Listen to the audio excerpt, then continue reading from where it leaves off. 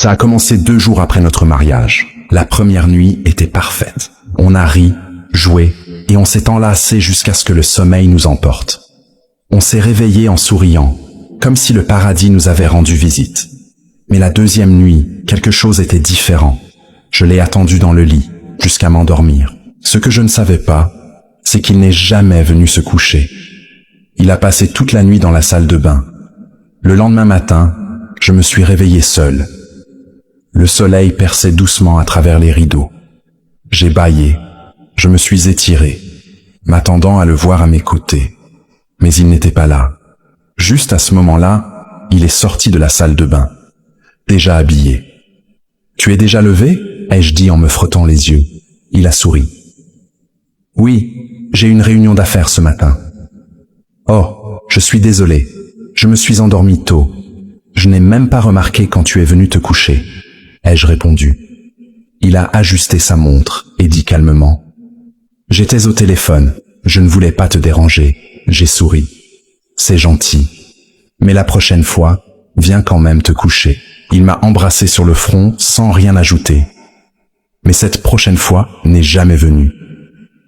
C'est devenu une habitude. Chaque nuit, dès qu'il me croyait endormi, il allait dans la salle de bain.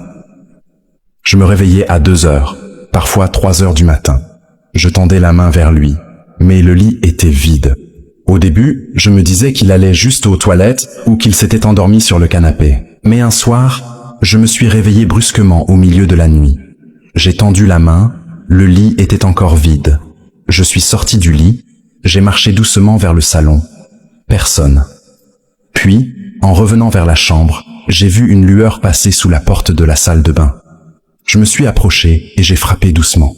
« Chérie, ça va ?»« Oui » m'a-t-il crié de l'intérieur. « Rendors-toi, j'arrive tout de suite. » Mais il n'est jamais sorti. Certaines nuits, je retournais devant la porte, j'essayais de l'ouvrir, mais elle était verrouillée. Alors je soupirais, retournais dans le lit et restais là, à fixer le plafond. J'ai commencé à me demander si quelque chose n'allait pas. Est-ce que c'était moi ou lui? Est-ce qu'il me cachait quelque chose? J'avais peur de le confronter. Je voulais d'abord savoir la vérité. Alors je suis allé chez ma sœur et je lui ai tout raconté. Elle a ri.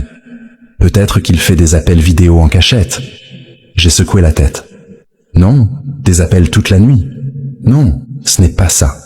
Elle n'avait pas de réponse, alors je suis rentrée encore plus confuse. Et puis, une nuit, il a oublié de verrouiller la porte de la salle de bain.